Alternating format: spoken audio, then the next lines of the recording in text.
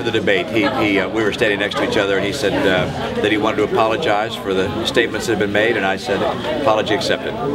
Pretty much that. That's it. And one more thing. I mean, with him sort of rising in the polls now and so few weeks left to go, why didn't you hit him a little harder yesterday in the debate?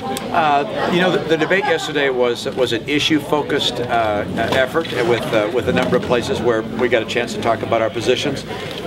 You know, I'm happy to talk about the differences between myself and Mike Huckabee. I frankly think that the more people come to know Mike Huckabee, the more they realize they don't know about Mike Huckabee. And when they look at his position on illegal immigration, they'll find that unacceptable. I think as people look at the pardons and commutations, over 1,000 pardons and commutations, 12 murderers being pardoned, I think people of Iowa will say that's unacceptable.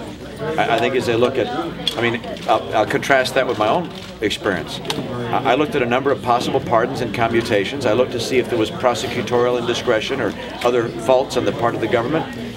The number of pardons and commutations I gave was 0.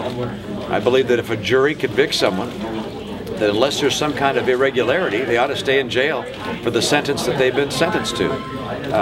Turn to something like spending.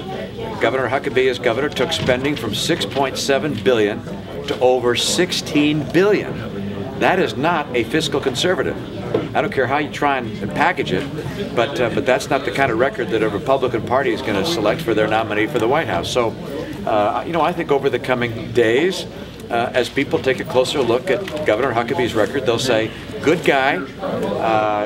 You know, he's right on abortion. He opposes abortion as I do. He's right on same-sex marriage. He opposes that as I do. But on matters related to immigration, crime, and spending and taxing, he's too liberal. Let's talk more about immigration. You mentioned